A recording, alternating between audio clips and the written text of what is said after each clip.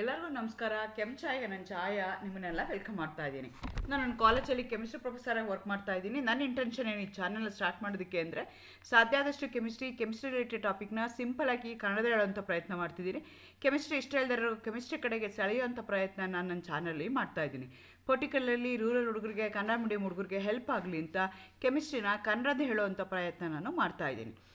So ಈಗ ನೀವೇನಾದರೂ 4th ಸೆಮ್ಮಲ್ಲಿ ಇದ್ದೀರಾ, ಕೆಮಿಸ್ಟ್ರಿನ one of the major subject ಆಗಿ ತೊಗೊಂಡಿದ್ದೀರಾ ಅಂತಂದರೆ ಈ ಸೆಮಿಸ್ಟ್ರಲ್ಲಿ ನಿಮಗೆ ಇನಾರ್ಗ್ಯಾನಿಕ್ ಮತ್ತು ಫಿಸಿಕಲ್ ಕೆಮಿಸ್ಟ್ರಿ ಇರುತ್ತೆ. ಇನಾರ್ಗ್ಯಾನಿಕ್ ಕೆಮಿಸ್ಟ್ರಿನಲ್ಲಿ 2 ಪಾರ್ಟು ಕೆಮಿಕಲ್ ಬಾಂಡಿಂಗೇ ಇದೆ.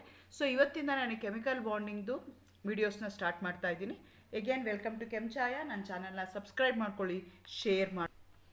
ಸೊ ಕೆಮಿಕಲ್ ಬಾಂಡಿಂಗ್ ಅಂದರೆ ಏನು ಅಂತ ನಾವು ತಗೊಳ್ಳೋದಾದರೆ, so which is the basic necessity of the any chemical ರಿಯಾಕ್ಷನ್ಗೆ ನನಗೆ ಬೇಕಾಗಿರುವಂಥದ್ದು ಏನು ಅಂತಂದರೆ chemical bond play very important role. The force that holds together different atoms in a molecule is called as a covalent bond. ನಿಮಗೆ ಗೊತ್ತಿದೆ periodic ಟೇಬಲಲ್ಲಿ ಎಷ್ಟು elements ಇದೆಯಲ್ಲ, ಆ ಎಲಿಮೆಂಟ್ಸ್ ಏನಾಗ್ತವೆ ಅಂದರೆ ಬೇರೆ ಬೇರೆ ಎಲಿಮೆಂಟ್ಸು ಬೇರೆ ಬೇರೆ ಕಾರಣಕ್ಕೆ ಒಂದರೊಳಗಡೆ ಒಂದು ಏನಾಗ್ತವೆ, ಜಾಯಿನ್ ಆಗ್ತವೆ. ಜಾಯಿನ್ ಆದಾಗ some force of attraction that holds between those two atoms ಏನಿರುತ್ತಲ್ಲ, those two atoms in a molecule ಇರುತ್ತಲ್ಲ, ಅದಕ್ಕೆ ನಾವೇನಂತ ಕರಿತೀವಿ, ಕೆಮಿಕಲ್ ಬಾಂಡ್ ಅಂತ ಹೇಳ್ತೀವಿ. ನಾನು ಹೇಳಿದೆ ಎಲ್ಲ ಎಲಿಮೆಂಟ್ ಜೊತೆಗೆ ಸೇರ್ಕೊಳ್ಳಲ್ಲ, ಅದಕ್ಕೆ ಒಂದು ರೂಲ್ ಇರುತ್ತೆ. ಆ ರೂಲ್ ಪ್ರಕಾರ ಅವು ಏನಾಗುತ್ತವೆ, they going to form a bond, they going to involve in a chemical bonding, they going to involve in reaction. ಅಂಥದಕ್ಕೆ ನಾವೇನಂತ ಕರಿತೀವಿ, ಕೆಮಿಕಲ್ ಬಾಂಡ್ ಅಂತ ಹೇಳ್ತೀವಿ. ಯಾವ ರೂಲ್ ಅಂತಂದರೆ ಆಕ್ಟೇಟ್ ರೂಲ್ ಅಂತ ಹೇಳ್ತಾರೆ. ಯಾವುದೇ ಒಂದು ಎಲಿಮೆಂಟು ಪಿರಿಯಾಡಿಕ್ ಟೇಬಲಲ್ಲಿರುವಂಥ ಎಲಿಮೆಂಟು ಒಂದಕ್ಕೊಂದು ಇಂಟ್ರ್ಯಾಕ್ಟ್ ಮಾಡಬೇಕು, ಒಂದಕ್ಕೊಂದ್ರ ಜೊತೆಗೆ ಅವು ರಿಯಾಕ್ಷನ್ ಮಾಡಬೇಕು ಅಂತಂದರೆ, ರಿಯಾಕ್ಷನ್ ಆದಾಗ ಎರಡೂ ಎಲಿಮೆಂಟ್ರಲ್ಲಿ ಯಾವ್ದಾದ್ರು ಒಂದು ಎಲಿಮೆಂಟು ಏನಾಗಬೇಕು ಅಂದರೆ ಆಕ್ಟೇಟ್ ರೂಲ್ನ ಸ್ಯಾಟಿಸ್ಫೈ ಮಾಡಬೇಕು. Every atom tries to have 8 electrons in their valence shell. ಆ ಪ್ರತಿಯೊಂದು ಎಲೆಕ್ಟ್ರಾನ್ಸನ್ನು ವೇಲೆನ್ಸ್ ಶೆಲ್ಲಲ್ಲಿ 8 electron, either by gaining or by losing or by sharing 8 electron ಇರೋ ಥರ ನೋಡ್ಕೋತವೆ. ಆ ರೂಲ್ಗೆ ನಾವೇನಂತ ಕರಿತೀವಿ ಅಂದರೆ ಆಕ್ಟೇಟ್ ರೂಲ್. ಈಗ ಯಾವುದೋ ಎಲಿಮೆಂಟು ಪಿರಿಯಾಡಿಕ್ ಟೇಬಲ್ ಇರೋವಂಥ ಒಂದು ಎಲಿಮೆಂಟು ಇನ್ನೊಂದು ಎಲಿಮೆಂಟ್ ಜೊತೆಗೆ ಇಂಟ್ರ್ಯಾಕ್ಟ್ ಮಾಡಬೇಕು, ಇನ್ನೊಂದು ಎಲಿಮೆಂಟ್ ಜೊತೆಗೆ ರಿಯಾಕ್ಟ್ ಮಾಡಬೇಕು, ಇನ್ನೊಂದು ಎಲಿಮೆಂಟ್ ಜೊತೆಗೆ ಶೇರಿಂಗ್ ಆಫ್ ಎಲೆಕ್ಟ್ರಾನ್ಸ್ ಆಗಬೇಕು ಅಂತಂದರೆ ಅವಕ್ಕೆ ಯಾವ ಕಾರಣಕ್ಕೆ ಆಗ್ತವೆ ಅಂದರೆ they have to follow the octet rule. Octet rule ಏನು ಹೇಳುತ್ತೆ ಅಂದರೆ ಐದರ್ ಬೈ ಲೂಸಿಂಗ್, ಎರಡರಲ್ಲಿ ಎರಡು ಆಟಮ್ ಯಾವ್ದು ವಿಚಾರ ಇನ್ವಾಲ್ವ್ಡ್ ಇನ್ ಬಾಂಡಿಂಗ್ ಯಾವುದಿದೆಯಲ್ಲ, ಆ ಎರಡು ಎಲಿಮೆಂಟ್ಸ್ಗಳು ಏನಿದಾವಲ್ಲ ಅವು ಶೇರ್ ಮಾಡ್ಕೊಂಡಾಗಿರ್ಬೋದು, ಇಲ್ಲ ಅಂತಂದರೆ ಟ್ರಾನ್ಸ್ಫರ್ ಆದಾಗಿಂದ ಇರ್ಬೋದು. ಯಾವುದೇ ರೀತಿಯಲ್ಲಿ ಎರಡು atoms once they involve in chemical bonding, once they going to interact with each other, once they going to react with each other, both of them should have the octet. They should have 8 electrons in their valence shell, which is the stablest configuration of the noble gases. ಆ ಥರ ಇರೋಷ್ಟು ಆಟಮ್ಗೆ ಇರೋ ಥರ ಅವು ಏನು ಮಾಡ್ಕೊಳ್ತವೆ, ಆಗ್ತವೆ. ಈ ಥರದಕ್ಕೆ ನಾವೇನಂತ ಕರಿತೀವಿ, chemical bonding. Atom take part in a chemical combination or bond formation in order to complete their octet to have an electronic configuration of the nearest noble gas electrons. ನಿಮ್ಗೆ ಆಲ್ರೆಡಿ ಎಲೆಕ್ಟ್ರಾನಿಕ್ ಕಾನ್ಫಿಗರೇಷನ್ ಬಗ್ಗೆ ಗೊತ್ತಿರುತ್ತೆ, atomic structure ಓದಿರ್ತೀರ. NS2NP6 is the electronic configuration of noble gases. ಅಂದರೆ 8 electrons outer most ಶೆಲ್ಲಲ್ಲಿ ಇರ್ತವೆ. ಅಂಥ electrons ಕಾನ್ಫಿಗರೇಷನ್ಗೆ ನಾವು stable electronic configuration ಅಂತ ಕರಿತೀವಿ, ಇಲ್ಲಾಂದರೆ ನೋಬಲ್ ಗ್ಯಾಸ್ ಕಾನ್ಫಿಗರೇಷನ್ ಅಂತ ಕರಿತೀವಿ. ಯಾವ್ಯಾವ ಆಟಮು ಪಿರಿಯಾಡಿಕ್ ಟೇಬಲ್ ಇರುವಂಥ ಆಟಮ್ಸು, ಯಾವ್ಯಾವುದು ಎಲಿಮೆಂಟ್ಸು ಯಾವ್ಯಾವುದು ಈ ಥರ ಇಂಟ್ರಾಕ್ಷನ್ ಆಗ್ತವೆ, ಬಾಂಡ್ ಫಾರ್ಮೇಷನ್ ಆಗ್ತವೆ, ಆದಾಗ ಏನಾಗುತ್ತೆ ಅಂದರೆ both of them they going to have 8 electrons in their outermost shell. ಅಂಥ ಮಾಲಿಕ್ಯೂಲ್ಸ್ ಮಾತ್ರ ಏನಾಗ್ತವೆ, ಕೆಮಿಕಲ್ ಬಾಂಡಿಂಗಲ್ಲಿ ಇನ್ವಾಲ್ವ್ ಆಗ್ತವೆ. ಸೊ ಇದಾಗಬೇಕಾದ್ರೆ ಆ ಎಲಿಮೆಂಟ್ಸ್ ಏನಾಗ್ಬೋದು ಅಂದರೆ either they can lose, gain or share their electron to achieve the stable electronic configuration of the nearest noble gas configuration. ಈ ಪ್ರೋಸೆಸ್ ಆಗೋದಕ್ಕೆ ಅವು ಏನು ಮಾಡ್ಕೋಬೋದು, ಲೂಸ್ ಮಾಡ್ಕೋಬೋದು, ಗೇನ್ ಮಾಡ್ಕೋಬೋದು, ಶೇರ್ ಮಾಡ್ಕೋಬೋದು. ಎಲೆಕ್ಟ್ರಾನ್ಸ್ನ ಶೇರ್ ಮಾಡಿಕೊಂಡಾಗ ಅವಕ್ಕೆ ಏನಾಗುತ್ತೆ ಅಂದರೆ ನೋಬಲ್ ಗ್ಯಾಸ್ ಕಾನ್ಫಿಗರೇಷನ್ ಬಂತು ಅಂದರೆ ಅಂಥ ಎಲಿಮೆಂಟ್ಸು ಏನಾಗ್ತವೆ, ಕೆಮಿಕಲ್ ಬಾಂಡಿಂಗಲ್ಲಿ ಇನ್ವಾಲ್ವ್ ಆಗ್ತವೆ. So depending upon the nature of the element different types of bonds are observed. So ಈಗ ಏನಾಗ್ತಾ ಇದೆ, ಎರಡು ಎಲಿಮೆಂಟ್ಸು ಇಂಟ್ರಾಕ್ಟ್ ಮಾಡ್ತಾ ಇದ್ದಾವೆ, they going to react with each other, they going to involve in bond formation. ಅದು ಆದಾಗ depending upon the nature of that element, ನಾವು ಎಲಿಮೆಂಟ್ನ ಯಾವ ಥರ ಕ್ಲಾಸಿಫೈ ಮಾಡಿದ್ದೀವಿ ಅಂದರೆ ಎಲೆಕ್ಟ್ರೋನೆಗೆಟಿವ್ ಎಲಿಮೆಂಟ್ಸ್, ಎಲೆಕ್ಟ್ರೋಪಾಸಿಟಿವ್ ಎಲಿಮೆಂಟ್ಸ್ ಅಂತ ಕ್ಲಾಸಿಫೈ ಮಾಡಿದ್ದೀವಿ ಪಿರಿಯಾಡಿಕ್ ಟೇಬಲಲ್ಲಿ. ಸೊ ಪಿರಿಯಾಡಿಕ್ ಟೇಬಲಲ್ಲಿ ಯಾವುದು ಮೆಟಲ್ಸ್ ಅಂತ ಕರಿತೀವಲ್ಲ, ಎಸ್ ಬ್ಲಾಕ್ ಎಲಿಮೆಂಟ್ಸ್ ಆಗಿರ್ಬೋದು, ಡಿ ಬ್ಲಾಕ್ ಎಲಿಮೆಂಟ್ಸ್ ಆಗಿರ್ಬೋದು, ಅವನ್ನೆಲ್ಲ ನಾವೇನಂತ ಕರಿತೀವಿ, ಎಲೆಕ್ಟ್ರೋಪಾಸಿಟಿವ್ ಎಲಿಮೆಂಟ್ಸ್ ಅಂತ ಕರಿತೀವಿ. ಅದೇ ರೀತಿ ನೀವು ಪಿ ಬ್ಲಾಕ್ ಎಲಿಮೆಂಟ್ಸ್ನ ತೊಗೊಂಡ್ರೆ ಅದನ್ನು ನಾವು ಎಲೆಕ್ಟ್ರೋನೆಗೆಟಿವ್ ಎಲಿಮೆಂಟ್ಸ್ ಅಂತ ಕರಿತೀವಿ.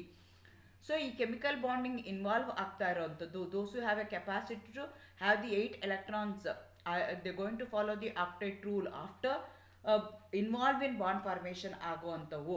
ಆ ಎರಡೂ ಎಲಿಮೆಂಟ್ಸನ್ನು ಎರಡೂ ಎಲೆಕ್ಟ್ರೋಪಾಸಿಟಿವ್ ಆಗಿತ್ತು ಅಂದರೆ ಆವಾಗ ನಿಮಗೆ ಬರೋ ಅಂಥದ್ದು ಮೆಟಾಲಿಕ್ ಬಾಂಡ್ ಆಗುತ್ತೆ.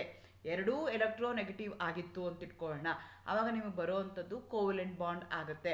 ಒಂದು ಎಲೆಕ್ಟ್ರೋಪಾಸಿಟಿವ್ ಒಂದು ಎಲೆಕ್ಟ್ರೋನೆಗೆಟಿವ್ ಆಗಿದ್ದಾಗ ಆವಾಗ ನಿಮಗೆ ಬರುವಂಥದ್ದು ಅಯಾನಿಕ್ ಬಾಂಡಿಂಗ್ ಆಗಿರುತ್ತೆ.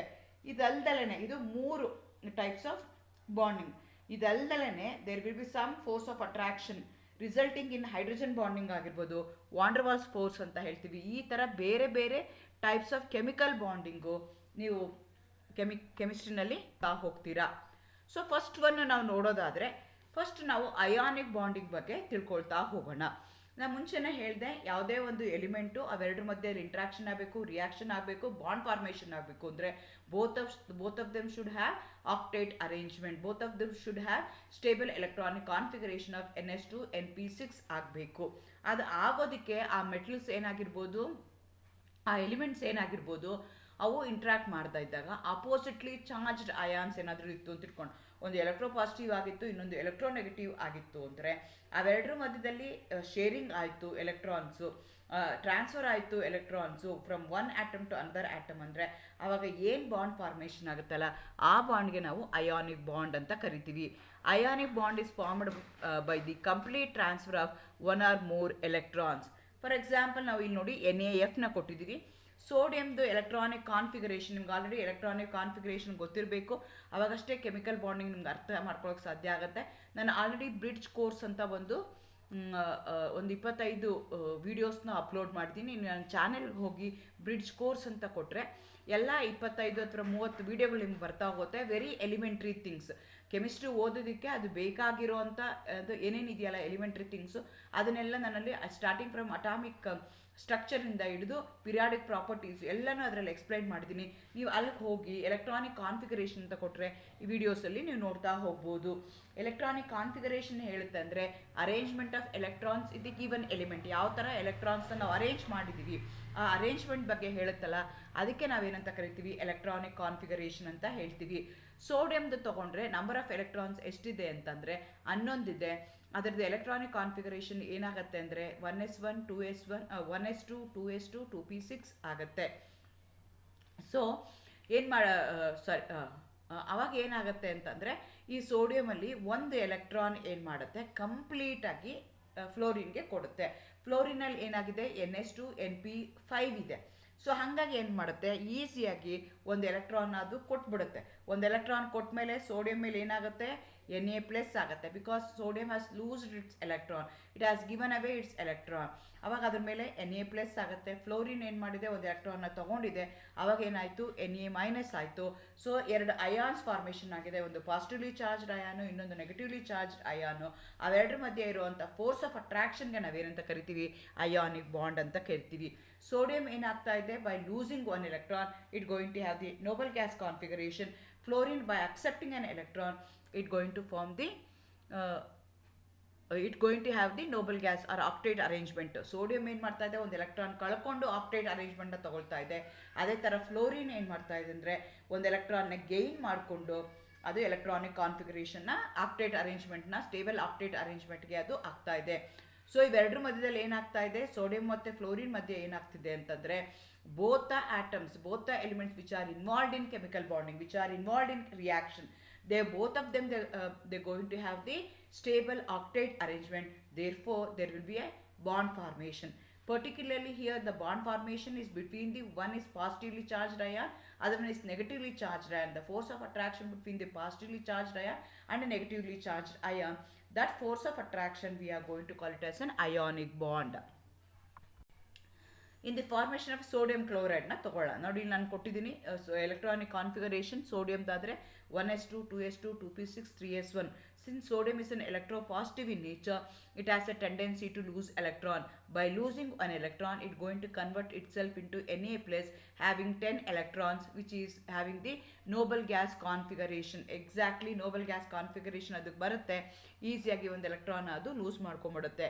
ಈಗ ಕ್ಲೋರಿನ ತಗೊಂಡ್ರೆ ಅದರದ್ದು 3s2, 3p5 ಇದೆ. ಸೊ ಹಾಗಾಗಿ by gaining one electron it also going to have 3s2, 3p6 ಆಗುತ್ತೆ.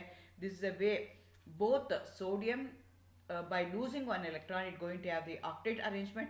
Chlorine by accepting an electron it going to have the octet arrangement, and there will be some sort of interaction, some sort of reaction, some sort of electrons involvement ಇರುತ್ತೆ. ಅಂಥ ಬಾಂಡ್ಗೆ ನಾವೇನಂತ ಕರಿತೀವಿ ಅಂದರೆ ionic bond ಅಂತ ಕರಿತೀವಿ. ಈ ionic bond ಏನಾಗ್ತಾ ಇದೆ, ಇನ್ ಬೋತ್ ಒಂದು Na ಪ್ಲಸ್ ಇದೆ, ಪ್ಲಸ್ ಇದ್ರೂ ಅಯಾನ್ಸ್ ಅಂತ ಕರಿತೀವಿ, ಮೈನಸ್ ಇದ್ರೂ ಅಯಾನ್ಸ್ ಅಂತ ಕರಿತೀವಿ. ಒಂದು ಪಾಸಿಟಿವ್ಲಿ ಚಾರ್ಜ್ಡ್ ಅಯಾನ್ ಇದೆ, ಇನ್ನೊಂದು ನೆಗೆಟಿವ್ಲಿ ಚಾರ್ಜ್ಡ್ ಅಯಾನ್ ಇದೆ. ಅವೆರಡರ ಮಧ್ಯೆ ಸಮ್ ಸಾರ್ಟ್ ಆಫ್ ಅಟ್ರಾಕ್ಷನ್ ಇದೆ. ಆ ಅಟ್ರಾಕ್ಷನ್ಗೆ ನಾವೇನಂತ ಕರಿತೀವಿ ಅಂತಂದರೆ ಐಕ್ ಬಾಂಡ್ ಅಂತ ಕರಿತೀವಿ. ಸೊ ಆ ಥರ ಯಾವುದು ಕಾಂಪೌಂಡ್ ಫಾರ್ಮ್ ಆಗುತ್ತಲ್ಲ ಅಂಥ ಕಾಂಪೌಂಡ್ಸ್ಗೆ ನಾವೇನಂತ ಕರಿತೀವಿ, ಅಯಾನಿಕ್ ಕಾಂಪೌಂಡ್ಸ್ ಅಂತ ಕರಿತೀವಿ. ಈ ಅಯಾನಿಕ್ ಕಾಂಪೌಂಡ್ಸು ಜನರಲಿ ಅವು ಸಾಲಿಡ್ಸ್ ಆಗಿರ್ತವೆ, ಸ್ಟೇಬಲ್ ಕ್ರಿಸ್ಟಲೈನ್ ಸಾಲಿಡ್ಸ್ ಆಗಿರ್ತವೆ. They going to have very high melting point, hard and brittle, soluble in polar solvent. Those reactions are the compounds which are involved in chemical reactions are highly fast and instantaneous, and they are good conductor of electricity in a molten state and also in a aqueous solution. ಆ ಸಬ್ಸ್ಟೆನ್ಸಸ್ನ ಯಾವುದು ನಾವು ionic substance ಅಂತ ಕರಿತೀವಿ, ionic compounds ಅಂತ ಕರಿತೀವಿ. When we dissolve that in water, they are easily soluble in water, in aqueous solution, they are going to act as a very good conductor of heat and electricity. So ಅಂಥ ಕಾಂಪೌಂಡ್ಸ್ಗೆ ನಾವೇನಂತ ಕರಿತೀವಿ, ionic compounds ಅಂತ ಕರಿತೀವಿ. Okay, ನಾನು ಹೇಳಿದೆ ಈಗ ಎರಡು elements ಇದೆ, they are involved in bonding. ಅಂಥದಕ್ಕೆ ಒಂದು ಲೂಸ್ ಮಾಡಿಕೊಂಡು ಆಕ್ಟೇಟ್ ಅರೇಂಜ್ಮೆಂಟ್ ತಗೊಳ್ತಾ ಇದೆ, ಇನ್ನೊಂದು ಗೇನ್ ಮಾಡಿಕೊಂಡು ಎಲೆಕ್ಟ್ರಾನಿಕ್ ನೋಬಲ್ ಗ್ಯಾಸ್ ಕಾನ್ಫಿಗರೇಷನ್ ತಗೊಳ್ತಾ ಇದೆ. ಈ ಥರ ಆಗಬೇಕು ಅನ್ನೋದಕ್ಕೆ 3 ಇಂಪಾರ್ಟೆಂಟ್ ಪ್ಯಾರಾಮೀಟರ್ಸ್ಗಳು ಬೇಕು. ದೋಸ್ ಆರ್ ದಿ ಫ್ಯಾಕ್ಟರ್. ಈಗ ಹಂಗಂತ ನೀವು ಹೇಳಿದ ತಕ್ಷಣ ಪಿರಿಯಾಡಿಕ್ ಟೇಬಲ್ ಇರುವಂಥ ಎಲ್ಲ ಎಲಿಮೆಂಟ್ರೂ ಅಯಾನಿಕ್ ಬಾಂಡಿಂಗಲ್ಲಿ ಇನ್ವಾಲ್ವ್ ಆಗಲ್ಲ. ಸೊ ಕೆಲವಷ್ಟೇ ಮಾತ್ರನೇ ಅಯಾನಿಕ್ ಬಾಂಡಿಂಗಲ್ಲಿ ಇನ್ವಾಲ್ವ್ ಆಗುತ್ತೆ. ಅಯಾನಿಕ್ ಬಾಂಡ್ ಫಾರ್ಮೇಷನ್ ಆಗಬೇಕು, the elements which are involved in ionic bonding ಆಗಬೇಕು, ಅಯಾನಿಕ್ ಬಾಂಡ್ ಫಾರ್ಮೇಷನ್ ಆಗಬೇಕು ಅಂತಂದರೆ ಈ 3 ಪ್ಯಾರಾಮೀಟರ್ಸು, 3 ಫ್ಯಾಕ್ಟರ್ಸು ನಮಗೆ ತುಂಬ ಇಂಪಾರ್ಟೆಂಟ್ ಆಗುತ್ತೆ. ಒಂದು ಅಯನೈಸೇಷನ್ ಎನರ್ಜಿ, ಎರಡನೇದು ಎಲೆಕ್ಟ್ರಾನ್ ಅಫಿನಿಟಿ, ಮೂರನೇದು ಲ್ಯಾಟಿಸ್ ಎನರ್ಜಿ. ನಿಮ್ಗೆ ಆಲ್ರೆಡಿ ಪಿರಿಯಾಡಿಕ್ ಟೇಬಲ್ ನಾನು ಮುಂಚೆನೇ ಹೇಳಿದೆ. ಕೆಮಿಕಲ್ ಬಾಂಡಿಂಗ್ ಚೆನ್ನಾಗಿ ಅರ್ಥ ಆಗಬೇಕು ಅಂತಂದರೆ ಪಿರಿಯಾಡಿಕ್ ಪ್ರಾಪರ್ಟೀಸ್ ಬಗ್ಗೆ ನಿಮ್ಗೆ ಗೊತ್ತಿರಬೇಕು. 4 ನಾವು ಪಿರಿಯಾಡಿಕ್ ಪ್ರಾಪರ್ಟೀಸ್ ಅಂತ ಹೇಳ್ತೀವಿ. We have arrange the elements in the periodic table based on these 4 parameters ಅಂತ ಹೇಳ್ತೀವಿ. ಅದರಲ್ಲಿ 2 ಪ್ಯಾರಾಮೀಟರ್ ಒಂದೇನು ಅಂದರೆ ಅಯನೈಸೇಷನ್ ಎನರ್ಜಿ, ಇನ್ನೊಂದು ಎಲೆಕ್ಟ್ರಾನ್ ಅಫಿನಿಟಿ. ಸೊ ಈ 2 parameters play a very important role in order to decide whether your element can involve in chemical bonding, that is ionic bonding or anta. ನಿಮಗೆ ಗೊತ್ತಿದೆ ionisation energy, already ಇದನ್ನು ನೀವು periodic ಪ್ರಾಪರ್ಟೀಸಲ್ಲಿ ಓದಿರ್ತೀರಾ. The energy required, the amount of energy required to remove an electron from a neutral gaseous atom. ಅಂಥದಕ್ಕೆ ನಾವೇನಂತ ಕರಿತೀವಿ, ionisation energy ಅಂತ ಕರಿತೀವಿ. It's a energy required. ಇದಕ್ಕೆ ಎನರ್ಜಿ ಏನಿದು, ಅಮೌಂಟ್ ಆಫ್ ಎನರ್ಜಿ ರಿಕ್ವೈರ್ಡ್. ಈಗ ನ್ಯೂಟ್ರಲ್ ಮಾಲಿಕ್ಯೂಲ್ ಇದೆ, Na ಇದೆ, Na ಇಂದ Na ಪ್ಲಸ್ ಆಗಿ ಅದು ಕನ್ವರ್ಟ್ ಆಗಬೇಕು. ಬೈ ಲೂಸಿಂಗ್ ಎಲೆಕ್ಟ್ರಾನ್ ಅಂದಾಗ some amount of energy should be supplied to the sodium. ಸೋಡಿಯಂಗೆ ಒಂದು ಎನರ್ಜಿನ ಸಪ್ಲೈ ಮಾಡಿ ಅದರಿಂದ ಒಂದು ಎಲೆಕ್ಟ್ರಾನ್ನ ರಿಮೂವ್ ಮಾಡಬೇಕು. ಆ ಎಲೆಕ್ಟ್ರಾನ್ನ ರಿಮೂವ್ ಮಾಡಬೇಕು ಅಂದ್ರೂ ಅದು ಗೇಷಿಯಸ್ ಸ್ಟೇಟಲ್ಲಿ ಇರಬೇಕು. ನ್ಯೂಟ್ರಲ್ ಗೇಷಿಯಸ್ ಸ್ಟೇಟಲ್ಲಿ ಇದ್ದಾಗ ನಿಮ್ಮ ಆಟಮು ಎಲೆಕ್ಟ್ರಾನ್ಸನ್ನು ರಿಮೂವ್ ಮಾಡೋದಕ್ಕೆ ಈಸಿ ಆಗುತ್ತೆ. ನಿಮ್ಗೆ ಆಲ್ರೆಡಿ ಗೊತ್ತಿದೆ, ಸಾಲಿಡ್ ಸ್ಟೇಟ್ ಇದ್ದಾಗ ಏನಾಗುತ್ತೆ, ದ ಆಟಮ್ಸ್ ಏನಾಗಿರುತ್ತೆ, they are very packed, closely packed ಆಗಿರ್ತಾರೆ. They going to have a very strong force of attraction. ಲಿಕ್ವಿಡ್ಸಲ್ಲಿ ಸ್ವಲ್ಪ ಅದಕ್ಕಿಂತ ಕಡಿಮೆ ಆಗುತ್ತೆ. ಗೇಷಿಯಸ್ಸಲ್ಲಿ there is no control. So therefore it's easy to remove the electron when it is in a gaseous state. ಹಾಗಾಗಿ ಏನು ಮಾಡ್ತೀವಿ, the energy required, the amount of energy required to remove an electron from a neutral gaseous atom ಏನಿದೆಯಲ್ಲ, ಅದಕ್ಕೆ ನಾವೇನಂತ ಕರಿತೀವಿ, ionisation energy ಅಂತ ಕರಿತೀವಿ. Lesser the ionisation energy, greater is the formation of cation. So ಇಲ್ಲಿ ಏನಾಗ್ತಾ ಇದೆ, energy required to remove an electron. ಒಂದು ಎಲೆಕ್ಟ್ರಾನ್ನ ರಿಮೂವ್ ಮಾಡಿದ್ಮೇಲೆ ಆಟಮ್ ಇದ್ದಿದ್ದು ಏನಾಗುತ್ತೆ, ಕೆಟಯಾನ್ ಆಗಿ ಫಾರ್ಮೇಷನ್ ಆಗುತ್ತೆ.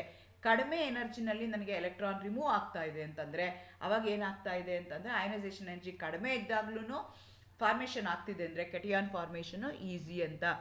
ಯೂಶಲಿ ಮೆಟಲ್ಸ್ಗೆ ಲೋ ಅಯನೈಸೇಷನ್ ಎನರ್ಜಿ ಇರುತ್ತೆ. They have a tendency to form the ionic bond. S block elements generally form the ionic compound due to the lower ionization energy. Group 1, Group 2 ಗೆ ನಾವೇನಂತ ಕರಿತೀವಿ, S block elements ಅಂತ ಕರಿತೀವಿ. These elements they are going to have the low ionization energy. The energy required to remove an electron, the energy required to convert a neutral molecule into cation. ಆ ಎನರ್ಜಿಗೆ ನಾವೇನಂತ ಕರಿತೀವಿ, ionisation energy ಅಂತ ಕರಿತೀವಿ. Low ionisation energy ಇದ್ರೆ that favours the ionic bonding. ಎರಡನೇದು electron affinity. ಇದನ್ನೇನೆಂದರೆ the amount of energy released when an electron is added to a neutral gaseous atom. So ಇಲ್ಲೂ ಅಷ್ಟೇ ನಾವು ಕೊಟ್ಟಿರುವಂತಹ ಎಲಿಮೆಂಟ್ನ ಏನು ಮಾಡ್ತಾ ಇದ್ದೀವಿ, ನ್ಯೂಟ್ರಲ್ ಗೇಷಿಯಸ್ ಆಟಮ್ಗೆ ಕನ್ವರ್ಟ್ ಮಾಡ್ಕೊಳ್ತಾ ಇದ್ದೀವಿ. Because those atoms force of attraction ಕಡಿಮೆ ಇರುತ್ತೆ ಅಂತ ಗೇಷಿಯಸ್ ಫಾರ್ಮ್ ಕನ್ವರ್ಟ್ ಮಾಡ್ಕೊಳ್ತಾ ಇದ್ದೀವಿ.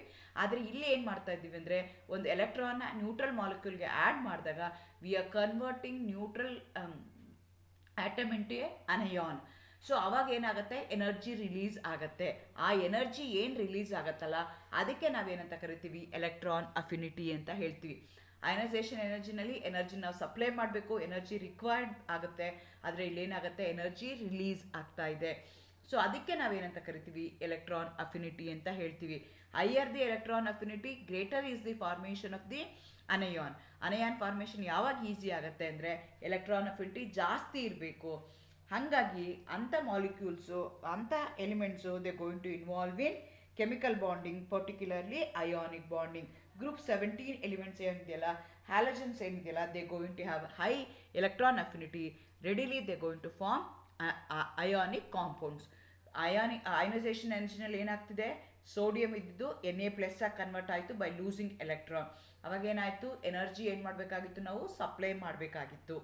ಸೊ ಕಡಿಮೆ ಎನರ್ಜಿ ಸಪ್ಲೈ ಮಾಡಿ ಕೆಟಿಯಾನ್ ಆಗಿ ಫಾರ್ಮೇಷನ್ ಆಗ್ತಿದ್ರೆ ದಟ್ ಈಸ್ ಫೇವರಬಲ್. ಇನ್ನೊಂದು ಕೇಸಲ್ಲಿ ಏನಾಗ್ತಾ ಇದೆ, ಎಲೆಕ್ಟ್ರಾನ್ ಆ್ಯಡ್ ಮಾಡ್ತಾ ಇದ್ದೀವಿ. ಎಲೆಕ್ಟ್ರಾನ್ ಆ್ಯಡ್ ಮಾಡಿದಾಗ ಎನರ್ಜಿ ರಿಲೀಸ್ ಆಗುತ್ತೆ. ಹೈಯರ್ ದಿ ಎನರ್ಜಿ ರಿಲೀಸ್ ಆಗ್ತಿದೆ ಅಂದರೆ ಫಾರ್ಮೇಷನ್ ಆಫ್ ಅನಯಾನ್ ಏನಾಗ್ತಾ ಹೋಗುತ್ತೆ, ಈಸಿ ಆಗ್ತಾ ಹೋಗುತ್ತೆ.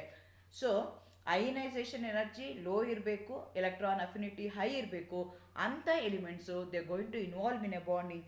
ಆ ಬಾಂಡಿಂಗಿಗೆ ನಾವೇನಂತ ಕರಿತೀವಿ ಅಂದರೆ ಅಯಾನ್ ಬಾಂಡಿಂಗ್ ಅಂತ ಕರಿತೀವಿ. ಥರ್ಡ್ ಪ್ಯಾರಾಮೀಟರ್ ಏನಿದೆಯಲ್ಲ, ಇದಕ್ಕೆ ಲ್ಯಾಟಿಸ್ ಎನರ್ಜಿ ಅಂತ ಹೇಳ್ತಾರೆ. ಯು ಇಂದ ರೆಪ್ರೆಸೆಂಟ್ ಮಾಡ್ತಾರೆ. It's energy released when 1 mole of ionic solid is formed by the combination of oppositely charged ions. ಇಲ್ಲೇನಾಗ್ತಿದೆ ಅಂತಂದರೆ ಲ್ಯಾಟಿಸ್ ಎನರ್ಜಿ ಅಂತ ಅನ್ನೋದು third parameter which going to decide whether your element in the periodic table would they involved in ionic bonding or not ಅಂತ decide ಮಾಡೋದು ಯಾವುದು ಅಂತಂದರೆ lattice energy. High lattice energy ಇರಬೇಕು. Lattice energy ಅಂದರೆ ಏನು ಅಂದರೆ, ನನಗೆ ಎರಡು ionic solid 1 mole of ionic solid formation ಆಗಬೇಕಲ್ಲ from the oppositely charged ions. ಆವಾಗ ಏನು ಎನರ್ಜಿ ರಿಲೀಸ್ ಆಗುತ್ತಲ್ಲ ಆ ಎನರ್ಜಿಗೆ ನಾವೇನಂತ ಕರಿತೀವಿ, ಲ್ಯಾಟಿಸ್ ಎನರ್ಜಿ ಅಂತ ಹೇಳ್ತೀವಿ. Higher the lattice energy, greater is the easy formation of ionic compound. Smaller the ionic size, greater the ionic charge. Smaller the ionic size, greater the ionic charge increases the lattice energy. So ಈ 3 parameter ಮೇಲೆ ನಾವು ಆ element ionic ಬಾಂಡಿಂಗಲ್ಲಿ involve ಆಗುತ್ತಾ ಇಲ್ವಾ ಅಂತ ನಾವು decide ಮಾಡ್ಬೋದು. So lattice energy ಮತ್ತು ಅಯಾನ್ ಚಾರ್ಜ್ ಏನಿದೆಯಲ್ಲ ಅದನ್ನು ಕನ್ಸಿಡರ್ ಮಾಡಿಕೊಂಡ್ರೆ, ಲಾರ್ಜ್ ಚಾರ್ಜ್ ಇತ್ತು ಅಂತ ಇಟ್ಕೊಳ್ಳೋಣ. ಸೊ Na+ ಇದೆ, F- ಇದೆ. ಅಲ್ಲಿ ಏನಾಗ್ತಿದೆ, ಆ ಚಾರ್ಜ್ ಅಪೋಸಿಟ್ಲಿ ಚಾರ್ಜ್ಡ್ ಅಯಾನ್ಸ್ದು ಚಾರ್ಜಸ್ ಜಾಸ್ತಿ ಇತ್ತು ಅಂದರೆ they directly proportional to the lattice energy. Large charge means the ions are more strongly attracted, therefore they are going to have the larger lattice energy. So ನೋಡಿ, Na+ ಇದೆ, F- ಇದೆ. ಎರಡಕ್ಕೂ charge ಏನಾಗಿದೆ, ಎರಡಕ್ಕೂ plus ಇದೆ, ಎರಡಕ್ಕೂ 1+, 1- ಇದೆ. ಹಾಗಾಗಿ ಅಲ್ಲಿ ಸ್ಟ್ರಾಂಗ್ ಫೋರ್ಸ್ ಆಫ್ ಅಟ್ರಾಕ್ಷನ್ ಇರುತ್ತೆ. Therefore they are going to have very high lattice energy. ಅದೇ ಥರ Ca2+ ಇದೆ, O2- ಇದೆ. ಇಲ್ಲೂ ಏನಾಗ್ತಿದೆ ಅಂದರೆ ಎರಡೂ ಚಾರ್ಜ್ ಏನಿದೆ, ಎರಡು 2 ಪಾಸಿಟಿವ್ಲಿ ಚಾರ್ಜ್ಡ್ ಅಯಾನ್ಸ್ ಇದೆ, 2 ನೆಗೆಟಿವ್ಲಿ ಚಾರ್ಜ್ಡ್ ಅಯಾನ್ಸ್ ಇದೆ. Therefore both of them they going to have larger the charge ಇದೆ. ಹಾಗಾಗಿ ಲ್ಯಾಟಿಸ್ ಎನರ್ಜಿ ಜಾಸ್ತಿ ಆಗ್ತಾ ಹೋಗುತ್ತೆ. ಅದೇ ಥರ ionic size, smaller the ionic size, higher the lattice energy ಆಗ್ತಾ ಹೋಗುತ್ತೆ. ನೋಡಿ, ಈಗ ಲಿಥಿಯಮ್ಮು Cl- ಇದೆ, Na+ Cl-, K+ Cl-, Cs+ Cl-. Usually ನಾನು ಹೇಳ್ದಂಗೆ ನಿಮ್ಗೆ ಏನಾಗ್ತಿದೆ ಅಂದರೆ S block elements lithium sodium, potassium, ಸೀಸಿಯಂನ ತೊಗೊಂಡಿದ್ದಾರೆ, ಫಸ್ಟ್ ಗ್ರೂಪ್ ಎಲಿಮೆಂಟ್ನ ತೊಗೊಂಡಿದ್ದಾರೆ, ಅದನ್ನು ಕ್ಲೋರಿನ್ ಜೊತೆಗೆ ರಿಯಾಕ್ಟ್ ಮಾಡ್ತಿದ್ದಾರೆ. ಆವಾಗ ಎಷ್ಟು ಬರುತ್ತೆ ನಿಮಗೆ ಲ್ಯಾಟಿಸ್ ಎನರ್ಜಿ ಅಂತ ಅವ್ರು ಹೇಳ್ತಾ ಹೋಗ್ತಾರೆ. ಸೊ ಲ್ಯಾಟಿಸ್ ಎನರ್ಜಿ ಏನಾಗ್ತಾ ಇದೆ, ಸ್ಮಾಲರ್ ದಿ ಚಾರ್ಜ್ ಇದ್ದಷ್ಟು, ಸೈಜ್ ಚಿಕ್ಕದಿದ್ದಷ್ಟು ಲ್ಯಾಟಿಸ್ ಎನರ್ಜಿ ಏನಾಗ್ತಾ ಹೋಗುತ್ತೆ, ಜಾಸ್ತಿ ಆಗ್ತಾ ಹೋಗುತ್ತೆ. ಓಕೆ, ಈಗ ನಿಮಗೆ ಅಯನೈಸೇಷನ್ ಎನರ್ಜಿ ಮತ್ತು ಎಲೆಕ್ಟ್ರಾನ್ ಅಫಿನಿಟಿನ ನಾನು ಈಸಿಯಾಗಿ ಕ್ಯಾಲ್ಕುಲೇಟ್ ಮಾಡ್ಬೋದು. ಆದರೆ ಲ್ಯಾಟಿಸ್ ಎನರ್ಜಿ ಏನಿದೆಯಲ್ಲ ಅದನ್ನು ನಾನು ಡೈರೆಕ್ಟಾಗಿ ಕ್ಯಾಲ್ಕುಲೇಟ್ ಮಾಡೋಕ್ಕಾಗಲ್ಲ. ಸೊ ಅದನ್ನು ನಾನು ಏನು ಮಾಡಬೇಕಾಗತ್ತೆ, I have to go with a two approaches. One is called as a theoretical approach, other one is called as an experimental approach. Theoretical approach ಅಂತಂದರೆ ಬಾರ್ನ್-ಹೇಬರ್ ಸೈಕಲ್ ಅಂತ ಹೇಳ್ತೀವಿ. ಆ ಸೈಕಲ್ನ ಯೂಸ್ ಮಾಡಿಕೊಂಡು using an Hess law we are going to theoretically we are going to find out what is the amount of energy that is required. 1 mole of ionic solid ನ preparation ಮಾಡೋದಕ್ಕೆ ಎಷ್ಟು energy release ಆಯಿತು ಅಂತ ಕಂಡುಹಿಡಿತೀವಿ. ಅದು theoretical approach ಆಗಿರ್ಬೋದು ಅಥವಾ experimental approach ಆಗಿರ್ಬೋದು. Experimental approach ಆಯಿತು ಅಂದರೆ ಅದಕ್ಕೆ ಬಾರ್ನ್-ಲಾಂಡೆ ಈಕ್ವೇಷನ್ನ ನಾವು ಯೂಸ್ ಮಾಡ್ತೀವಿ. ಸೊ ಈ ಎರಡು ಮೆಥಡಿಂದನೂ ನಾನು ಏನು ಮಾಡ್ಬೋದು, ಲ್ಯಾಟಿಸ್ ಎನರ್ಜಿನ ಫೈಂಡ್ ಔಟ್ ಮಾಡ್ಬೋದು. ಒಂದು ಥಿಯರಿಟಿಕಲ್ ಅಪ್ರೋಚು, ಇನ್ನೊಂದು ಎಕ್ಸ್ಪೆರಿಮೆಂಟ್ ಅಪ್ರೋಚು. ಮೊದಲನೇದು ಥಿಯರಿಟಿಕಲ್ ಅಪ್ರೋಚ್ ನೋಡೋಣ. ಬಾರ್ನ್-ಹೇಬರ್ ಸೈಕಲ್ ಅಂತ ಹೇಳ್ತಾರೆ. ಸೊ ಲ್ಯಾಟಿಸ್ ಎನರ್ಜಿನ ನಾನು ಡೈರೆಕ್ಟಾಗಿ ಡಿಟರ್ಮೈನ್ ಮಾಡೋದು ಕಷ್ಟ ಆಗುತ್ತೆ. ಹಾಗಾಗಿ ಏನು ಮಾಡ್ತೀನಿ, ನಾನು ಇಂಡೈರೆಕ್ಟ್ಲಿ ಯೂಸಿಂಗ್ ಎ ಸೈಕಲ್, ಒಂದು ಸೈಕಲ್ನ ಯೂಸ್ ಮಾಡಿಕೊಂಡು ಲ್ಯಾಟಿಸ್ ಎನರ್ಜಿ ಎಷ್ಟು ಅಂತ ಕ್ಯಾಲ್ಕುಲೇಟ್ ಮಾಡ್ತೀನಿ. ಅದಕ್ಕೆ ನಾನೇನಂತ ಕರಿತೀನಿ, ಬಾರ್ನ್-ಹೇಬರ್ ಸೈಕಲ್ ಅಂತ ಹೇಳ್ತೀನಿ. ಇಬ್ಬರು ಬಾರ್ನ್ ಮತ್ತು ಹೇಬರ್ ಏನಿದೆಲ್ಲ ಇಬ್ಬರು ಸೇರಿಕೊಂಡು ಒಂದು ಅಯಾನಿಕ್ ಕ್ರಿಸ್ಟಲ್ ಫಾರ್ಮೇಷನ್ ಆಗಬೇಕು, ಅಯಾನಿಕ್ ಕಾಂಪೌಂಡ್ ಫಾರ್ಮೇಷನ್ ಆಗಬೇಕು. 1 ಮೋಲ್ ಅಂತಂದರೆ ಎಷ್ಟು ಎನರ್ಜಿ ರಿಲೀಸ್ ಆಗಬೇಕು, ಎಷ್ಟು ಎನರ್ಜಿ ರಿಲೀಸ್ ಆಗುತ್ತೆ ಅನ್ನೋದನ್ನು ಕಂಡುಹಿಡಿದ್ರಲ್ಲ, ಆ ಸೈಕಲ್ಗೆ ನಾವೇನಂತ ಕರಿತೀವಿ, ಬಾರ್ನ್-ಹೇಬರ್ ಸೈಕಲ್ ಅಂತ ಹೇಳ್ತೀವಿ.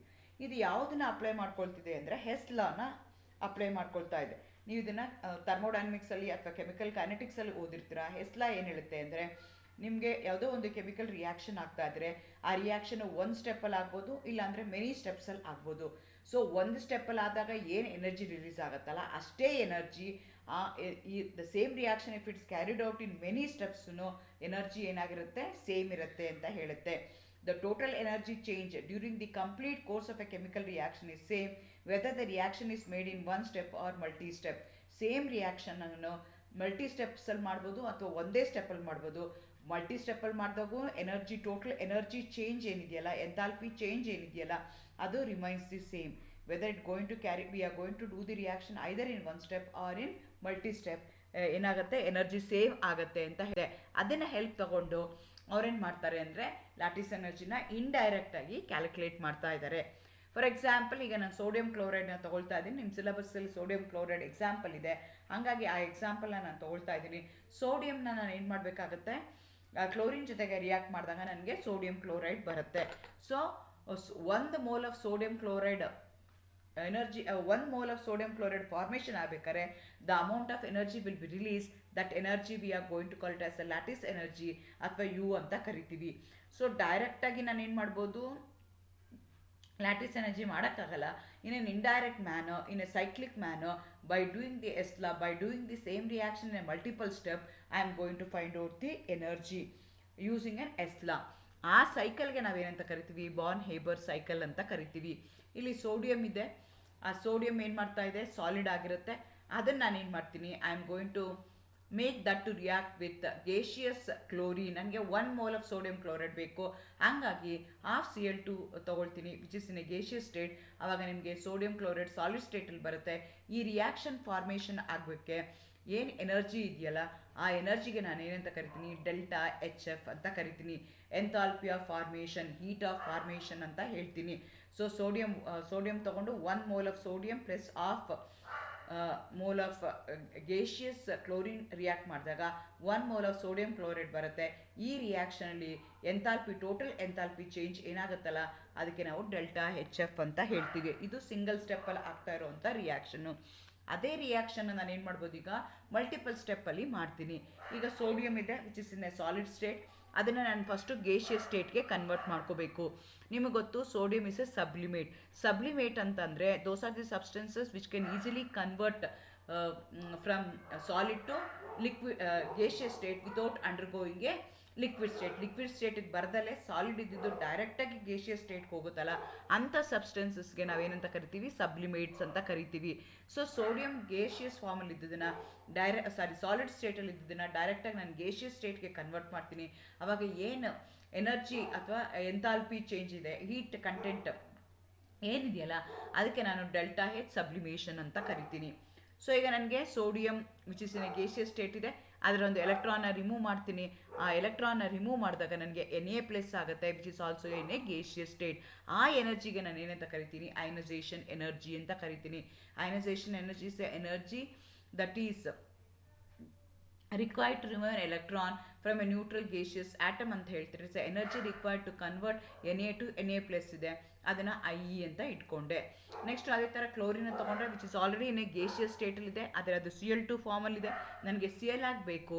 ಹಾಗಾಗಿ ಅದನ್ನೇನು ಮಾಡಿಕೊಂಡೆ ಅಂದರೆ ನಾನು ಡಿಸೋಸಿಯೇಷನ್ ಮಾಡ್ತೀನಿ.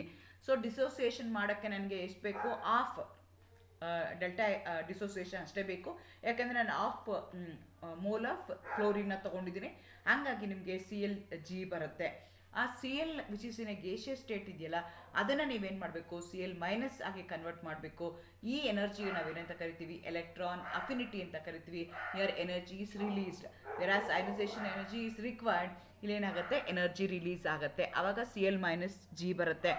ಸೊ ಒಂದು Na+, Cl- ಅವೆರಡೂ ಕಂಬೈನ್ ಆದಾಗ 1 ಮೋಲ್ ಆಫ್ ಸೋಡಿಯಂ ಕ್ಲೋರೈಡ್ ಏನು ಬರುತ್ತಲ್ಲ ಅದಕ್ಕೆ ನಾವೇನಂತ ಕರಿತೀವಿ ಲ್ಯಾಟಿಸ್ ಎನರ್ಜಿ ಅಂತ ಕರಿತೀವಿ. ಸೊ ಈಗ ಓವರ್ ಆಲ್ ರಿಯಾಕ್ಷನ್ ಏನಾಗ್ತಿದೆ, ಇದೇ ರಿಯಾಕ್ಷನ್ ಒಂದು ಸ್ಟೆಪ್ಪಲ್ಲಾದರೆ ಬರೋ ಅಂಥ ಈಟ್ ಚೇಂಜ್, ಟೋಟಲ್ ಈಟ್ ಚೇಂಜ್ ಏನಾಗುತ್ತೆ ಡೆಲ್ಟಾ HF ಆಗುತ್ತೆ. ಅದಲ್ಲದೆ ಬೇರೆದೆಲ್ಲ ಮಾಡ್ತೀನಿ ಅಂದರೆ ಏನೇನು ಸ್ಟೆಪ್ಸಲ್ಲಿ ಇದೆಯಲ್ಲ ಮಲ್ಟಿಪಲ್ ಸ್ಟೆಪ್ಸಲ್ಲಿ ಏನಾಗ್ತಿದೆ ಅದನ್ನೆಲ್ಲ ಆ್ಯಡ್ ಮಾಡ್ಕೊಳ್ತಾ ಹೋಗ್ತೀನಿ. Delta HF is equal to delta H sublimation plus IE plus of of delta H dissociation plus EA plus U, ಅದಕ್ಕೆ ಅದು ಸಮ ಆಗುತ್ತೆ ಅಂತ ಹೇಳ್ತಾರೆ ಅಕಾರ್ಡಿಂಗ್ ಟು ಹೆಸ್ಲಾ. ಸೊ ಅದರಿಂದ ನಾನು ಯು ಕಂಡುಹಿಡಿತೀನಿ. ಯು ಕಂಡುಹಿಡಿದಾಗ ವ್ಯಾಲ್ಯೂಸ್ ಏನು ನೆನ್ಪಿಟ್ಕೊಳ್ಳೋದು ಬೇಕಾಗಿಲ್ಲ, ಬಟ್ ನಿಮಗೆ ಫೈನಲ್ ವ್ಯಾಲ್ಯೂ ಗೊತ್ತಿರಬೇಕು -788 ಕಿಲೋಜೌಲ್ಸ್ ಪರ್ ಮೋಲ್. ಸೊ ಒಂದು ಸೋಡಿಯಂ ಕ್ಲೋರೈಡ್ ಫಾರ್ಮೇಷನ್ ಆಗಬೇಕು ಅಂದರೆ this much amount of energy will be released. So ಇದಕ್ಕೆ ನಾವೇನಂತ ಕರಿತೀವಿ ಬಾರ್ನ್ ಹೇಬರ್ ಸೈಕಲ್ ಅಂತ ಹೇಳ್ತಿದ್ದೀವಿ. ಇಲ್ಲಿ ಲ್ಯಾಟಿಸ್ ಎನರ್ಜಿನ ನಾನು ಡೈರೆಕ್ಟಾಗಿ ಕ್ಯಾಲ್ಕುಲೇಟ್ ಮಾಡ್ತಾ ಇಲ್ಲ, ಥಿಯರಿಟಿಕಲಿ ಏನು ಮಾಡ್ತಾ ಇದ್ದೀನಿ ನಾನು ಕ್ಯಾಲ್ಕುಲೇಟ್ ಮಾಡ್ತಾ ಇದ್ದೀನಿ. ಸೊ ಈ ಸೈಕಲ್ಗೆ ನಾವೇನಂತ ಕರಿತೀವಿ ಹೇಬರ್ ಸೈಕಲ್ ಅಂತ ಕರಿತೀವಿ. ಅದೇ ಥರ ನಾನೀಗ ಮೆಗ್ನೀಷಿಯಮ್ ಆಕ್ಸೈಡ್ದನ್ನು ಮಾಡಬಹುದು. ಇಲ್ಲೂ ಅಷ್ಟೇ ಮೆಗ್ನೀಷಿಯಮ್ಮು ಆಕ್ಸಿಜನ್ ಸೇರಿಕೊಂಡು MgO ಬರುತ್ತೆ using a Born Haber cycle using a Hess law. So ನಾನು ಈಗ ಡೈರೆಕ್ಟಾಗಿ ಒಂದೇ ಸ್ಟೆಪ್ಪಲ್ಲಿ ಮಾಡ್ತೀನಿ ಅಂದರೆ ಮೆಗ್ನೀಷಿಯಮ್ ಸಾಲಿಡ್ ಇದ್ದು ಹಾಫ್ ಮೋಲ್ ಆಫ್ ಆಕ್ಸಿಜನ್ ತೊಗೊಂಡು which is in a gaseous state. If I am going to convert that to a 1 mole of magnesium oxide ಸಾಲಿಡಾಗಿ ಕನ್ವರ್ಟ್ ಮಾಡ್ತೀನಿ ಅಂದರೆ ಅವಾಗ ಈಟ್ ಇನ್ವಾಲ್ವ್ಡ್ ಎಷ್ಟಾಗುತ್ತೆ ಅಂದರೆ ಡೆಲ್ಟಾ HF ಆಗಿರುತ್ತೆ. ಸೊ ಅದನ್ನೇ ನಾನು ಏನು ಮಾಡ್ತೀನಿ ಅಂತಂದರೆ ಬೇರೆ ಬೇರೆ ಸ್ಟೆಪ್ಪಲ್ಲಿ ಮಾಡ್ತಾ ಹೋಗ್ತೀನಿ. ಸೊ ಇಲ್ಲೂ ಅಷ್ಟೇ ಡೆಲ್ಟಾ H ಸಬ್ಲಿಮೇಷನ್ ಆಗುತ್ತೆ. ಮೆಗ್ನೀಷಿಯಮ್ ಇದ್ದಿದ್ದನ್ನು ಮೆಗ್ನೀಷಿಯಮ್ ಗೇಷಿಯಸ್ ಫಾರ್ಮ್ಗೆ ಡೈರೆಕ್ಟಾಗಿ ಮಾಡ್ತೀನಿ, ಅದರಿಂದ ಒಂದು ಎಲೆಕ್ಟ್ರಾನ್ನ ರಿಮೂವ್ ಮಾಡ್ತೀನಿ, ಅದಕ್ಕೆ ಫಸ್ಟ್ ಅಯನೈಸೇಷನ್ ಎನರ್ಜಿ ಅಂತ ಹೇಳ್ತೀನಿ. ನೆಕ್ಸ್ಟು ಎರಡನೇ ಎಲೆಕ್ಟ್ರಾನ್ನ ರಿಮೂವ್ ಮಾಡ್ತೀನಿ, ಅದಕ್ಕೆ ಸೆಕೆಂಡ್ ಅಯನೈಸೇಷನ್ ಎನರ್ಜಿ ಅಂತ ಹೇಳ್ತೀನಿ. ಅದೇ ಥರ ಆಕ್ಸಿಜನ್ ತೊಗೊಳ್ತೀನಿ, ಡಿಸೋಸಿಯೇಟ್ ಮಾಡ್ತೀನಿ, ಆಕ್ಸಿಜನ್ ಗೇಷಿಯಸ್ ಆಗುತ್ತೆ, ಅದಕ್ಕೆ ಒಂದು ಎಲೆಕ್ಟ್ರಾನ್ನ ಆ್ಯಡ್ ಮಾಡ್ತೀನಿ, ಫಸ್ಟ್ ಎಲೆಕ್ಟ್ರಾನ್ ಅಫಿನಿಟಿ ಅಂತ ಹೇಳ್ತೀನಿ, ಅದಕ್ಕೆ ಎರಡನೇ ಎಲೆಕ್ಟ್ರಾನ್ನ ಆ್ಯಡ್ ಮಾಡ್ತೀನಿ, ಆವಾಗ ಸೆಕೆಂಡ್ ಎಲೆಕ್ಟ್ರಾನ್ ಅಫಿನಿಟಿ ಅಂತ ಹೇಳ್ತೀನಿ. Mg2+ ಮತ್ತು C2L- ಅವೆರಡೂ ಕಂಬೈನ್ ಆದಾಗ ನಿಮಗೆ 1 ಮೋಲ್ ಆಫ್ MgO ಬರುತ್ತೆ. ಅದಕ್ಕೆ ಆ ಎನರ್ಜಿಗೆ ನಾವೇನಂತ ಕರಿತೀವಿ ಲ್ಯಾಟಿಸ್ ಎನರ್ಜಿ. ಅಗೇನ್ ಪ್ರೀವಿಯಸ್ ಕೇಸಲ್ಲಿ ಮಾಡ್ದಂಗೆ ಇಲ್ಲೂ ಅದೇ ಥರ ಹಾಕ್ಕೊಳ್ತೀವಿ, ಕ್ಯಾಲ್ಕುಲೇಟ್ ಮಾಡ್ತೀವಿ, -3952.4 ಕಿಲೋಜೌಲ್ಸ್ ಬರ್ತಾ ಹೋಗುತ್ತೆ. So we are calculating the lattice energy in an indirect manner by using the Hess law. ಅದಕ್ಕೆ ನಾವೇನಂತ ಕರಿತೀವಿ ಬಾರ್ನ್ ಹೇಬರ್ ಸೈಕಲ್ ಅಂತ ಹೇಳ್ತೀವಿ. ಇದನ್ನು ಅವರು 4 ಮಾರ್ಕ್ ಕ್ವಶನ್ ಕೇಳ್ತಾರೆ. set up the Born-Haber cycle for the formation of MgO, set up the Born-Haber cycle for NaCl ಅಂತ ಹೇಳ್ತಾರೆ. ಸೊ ಈ ರೀತಿಯಾಗಿ ಬರೆದು ನೀವು ಲ್ಯಾಟಿಸ್ ಎನರ್ಜಿ ಕ್ಯಾಲ್ಕುಲೇಷನ್ ಮಾಡಬೇಕು. ಬಾರ್ನ್-ಹೇಬರ್ ಸೈಕಲ್ ಇರೋದೇನೆ for the calculation of lattice energy in a theoretical manner, in an indirect manner. So ಈ setup ಮಾಡಿ ನೀವು ಅಲ್ಲಿ ತೋರಿಸ್ಬೇಕಾಗತ್ತೆ. ಸೊ ಇದಲ್ದಲ್ಲೇ ಥಿಯರಿಟಿಕಲ್ ಅಪ್ರೋಚ್ ಆಯಿತು. ಪ್ರಾಕ್ಟಿಕಲಿ ನಾನು ಮಾಡ್ತೀನಿ ಅಂತಂದರೆ ಬಾರ್ನ್-ಲ್ಯಾಂಡೆ ಈಕ್ವೇಷನ್ ಅಂತ ಹೇಳ್ತಾರೆ, ಅದನ್ನು ಯೂಸ್ ಮಾಡಿಕೊಂಡು ನಾನು ಲ್ಯಾಟಿಸ್ ಎನರ್ಜಿನ ಕ್ಯಾಲ್ಕುಲೇಟ್ ಮಾಡ್ಬೋದು. ಲ್ಯಾಟಿಸ್ ಎನರ್ಜಿನ ಯು ಇಂದ ರೆಪ್ರೆಸೆಂಟ್ ಮಾಡ್ತೀವಿ. U = NaMZ+Z- E² / 4πε r bracket ಒಳಗಡೆ 1 - 1/n ಅಂತ ಹೇಳ್ತಾರೆ. NA ಅಂದರೆ ಅವಗಾಡ್ರೋ ಕಾನ್ಸ್ಟೆಂಟು, M ಅಂದರೆ Madelung constant related to the geometry of the crystal, Z+ ಅಂದರೆ charge on the cation, Z- ಅಂದರೆ charge on the anion, E ಅಂದರೆ ಎಲಿಮೆಂಟ್ರಿ ಚಾರ್ಜ್, ಎಪ್ಸಿಲಾನ್ ಅಂದರೆ permittivity of the free space, R0 ಅಂದರೆ distance to the closest ion, N ಅಂದರೆ Born exponent whose value depends on the type of the ion. So ಇದ್ರ ಮೇಲೆ ನಾವೇನು ಮಾಡ್ತೀವಿ, lattice ಎನರ್ಜಿನ ಅದು ಮಾಡಿದ್ದು ಥಿಯರಿಟಿಕಲ್. ಇಲ್ಲೇನು ಮಾಡ್ತಾ ಇದ್ವಿ, ಪ್ರಾಕ್ಟಿಕಲಿ ನಾವೇನು ಮಾಡ್ತಾ ಇದ್ದೀವಿ, ಕ್ಯಾಲ್ಕುಲೇಟ್ ಮಾಡ್ತಾ ಇದ್ದೀವಿ. Experimentally we are doing experiment and we are calculating the, ಹಂಗಾಗಿ ಇದನ್ನು ಮಾಡ್ತಾರೆ. ಎಗೇನ್ ಈ ಫಾರ್ಮುಲಾ ಹಾಕೊಂಡು ನೀವು ಸಬ್ಸ್ಟಿಟ್ಯೂಟ್ ಮಾಡ್ತೀರಾ ಅಂತಂದರೆ NA ಅವಗಾಡ್ರೋ ನಂಬರ್ ಎಷ್ಟಿದೆ, 6.022 × 10⁻23 ಇದೆ. M ಅಂದರೆ 1.748 ಇದೆ. Z+ ಫಾರ್ ಎಕ್ಸಾಂಪಲ್ NaCl ನಾನು ಇದು ಮಾಡ್ತಾ ಇದ್ದೀನಿ. NA ಮೇಲೆ ಚಾರ್ಜ್ ಆನ್ ದಿ ಕೆಟಯಾನ್ 1 ಇದೆ, ಚಾರ್ಜ್ ಆನ್ ದಿ ಅನಯಾನ್ 1 ಇದೆ. ಹಾಗಾಗಿ E ಅಂದರೆ ಎಲೆಕ್ಟ್ರಾನಿಕ್ ಚಾರ್ಜು ಇಂಟು 2 ಮಾಡ್ಕೊಳ್ತೀನಿ, 4 ಇಂಟು ಪೈ ವ್ಯಾಲ್ಯೂ ಹಾಕ್ತೀನಿ, ಎಪ್ಸಿಲಾನ್ ವ್ಯಾಲ್ಯೂ, R ವ್ಯಾಲ್ಯೂ ಹಾಕ್ಕೊಳ್ತೀನಿ, ಕ್ಯಾಲ್ಕುಲೇಟ್ ಮಾಡ್ತೀನಿ. ಆವಾಗ U ಎಷ್ಟು ಬರುತ್ತೆ ಅಂದರೆ ಇದು ಬರುತ್ತೆ. ಆಲ್ಮೋಸ್ಟ್ ನೀವು ಬಾರ್ನ್ ಹೇಬರ್ ಸೈಕಲ್ ಪ್ರಕಾರ ಆದರೂ ಮಾಡಿ, ಬಾರ್ನ್-ಲ್ಯಾಂಡೆ ಈಕ್ವೇಷನ್ ಪ್ರಕಾರ ಏನಾದರೂ ಮಾಡಿ, lattice energy of the sodium chloride 755.9 kJ ಬರ್ತಾ ಹೋಗುತ್ತೆ. ಅದೇ ಥರ ಮೆಗ್ನೀಷಿಯಂ ಆಕ್ಸೈಡ್ಗೂ ನಾವು ಕ್ಯಾಲ್ಕುಲೇಟ್ ಮಾಡ್ಬೋದು, ಆಲ್ಮೋಸ್ಟ್ ಸೇಮ್ ಬರುತ್ತೆ. You are going to substitute the values. ಆದರೆ ಇಲ್ಲಿ ಏನು ಮಾಡ್ತಾ ಇದ್ದೀರಾ, Z+ Z- ನೀವೇನು ಮಾಡ್ತಾ ಇದ್ದೀರಾ ಅಂತಂದರೆ 2 ಹಾಕ್ಕೊಂಡು ಕ್ಯಾಲ್ಕುಲೇಷನ್ನ ಮಾಡ್ತಾ ಇದ್ದೀರಾ. ಅವಾಗ ಆಲ್ಮೋಸ್ಟ್ ಸೇಮ್ ಇರುತ್ತೆ. ಬಟ್ ಈ ಬಾರ್ನ್-ಲ್ಯಾಂಡೆ ಈಕ್ವೇಷನ್ಲಿ ಕೆಲವೊಂದು ಡ್ರಾಬ್ಯಾಕ್ಸ್ ಇತ್ತು. ಆ ಡ್ರಾಬ್ಯಾಕ್ಸ್ ಏನು ಅಂತಂದರೆ, well calculating the lattice energy they going to consider E ಅಂತ ಹೇಳಿದ್ವಿ. Coulomb's law considers the ions as point charges ಅಂತ ಅವನ್ನ ಕನ್ಸಿಡರ್ ಮಾಡ್ಕೊಳ್ತವೆ. So deriving that reduction of the charge ಏನಾಗುತ್ತಲ್ಲ, due to their interactions are not considered. So ಈಗ 2 ions ಇದೆ, 2 ions ಏನು ಮಾಡ್ತಿದ್ದಾವೆ, ಇಂಟ್ರಾಕ್ಟ್ ಮಾಡ್ತಿದ್ದಾವೆ. ಇಂಟ್ರಾಕ್ಟ್ ಮಾಡಿದಾಗ there will be reduction of some charges. ಅದನ್ನು ಇವರು ಕನ್ಸಿಡರ್ ಮಾಡ್ಕೊಳ್ಳಿಲ್ಲ when they consider the Born Lande equation. ಹಾಗಾಗಿ ಸಮ್ಟೈಮ್ಸ್ ಏನಾಗ್ತಿತ್ತು, there was a variation. Theoretically practically ಮಾಡಿದಾಗ there was a some values ವ್ಯತ್ಯಾಸ ಬರ್ತಿತ್ತು. ಅದನ್ನು ಕರೆಕ್ಷನ್ಗೆ we have one more rule that is called as modification of Born Lande equation ಅಂತ ಕರಿತೀವಿ. ಇಲ್ಲಾಂದರೆ ಕಪರ್ನಿಸ್ಕಿ ಈಕ್ವೇಷನ್ ಅಂತ ಕರೀತಾರೆ. ಇಲ್ಲೇನು ಮಾಡ್ತಾ ಇದ್ದೀವಿ ಅಂದರೆ, we are not considering the ions as the point charges, ಬೇರೆ ಥರ ನಾವು ಇಲ್ಲಿ ಕನ್ಸಿಡರ್ ಮಾಡ್ತಾ ಇದ್ದೀವಿ. ಸೊ ಹಾಗಾಗಿ ಯೂಸಿಂಗ್ UK ಅಂತ ಹೇಳ್ತಾರೆ. ಬಾರ್ನ್-ಲ್ಯಾಂಡೆಗೂ ಮತ್ತು ಇದಕ್ಕೂ ಡಿಫ್ರೆನ್ಸ್ ಹೇಳೋದಕ್ಕೋಸ್ಕರ K ರೆಪ್ರೆಸೆಂಟ್ ಕಪಸ್ಕಿ ಈಕ್ವೇಷನ್ ಏನಿದೆಯಲ್ಲ ಅದನ್ನು ಕನ್ಸಿಡರ್ ಮಾಡ್ಕೊಳ್ತಾರೆ. ಅದರ ಪ್ರಕಾರ ನಾವೇನು ಮಾಡ್ತೀವಿ, ವೇರಿ ಮಾಡ್ತೀವಿ. ಇದೇನಾಗುತ್ತೆ ಅಂದರೆ ಗುಡ್ ಎಸ್ಟಿಮೇಷನ್ನ ಕೊಡುತ್ತೆ. Next real value differ most cases by less than 5%. Theoretically ಮತ್ತು ಪ್ರಾಕ್ಟಿಕಲಿ ಮಾಡಿದಾಗ ವ್ಯತ್ಯಾಸ ಆಗ್ತಿರ್ಲಿಲ್ಲ. Here they going to consider polyatomic ions as the treated as spheres, not as point charges ಥರ ಟ್ರೀಟ್ ಮಾಡಲ್ಲ, ಸ್ಪಿಯರ್ಸ್ ಥರ ಟ್ರೀಟ್ ಮಾಡ್ತವೆ. ಹಾಗಾಗಿ ರೆಡ್ಯೂಸ್ ಚಾರ್ಜ್ನ ಅವರು ಕನ್ಸಿಡರೇಷನ್ ಮಾಡ್ತಾರೆ.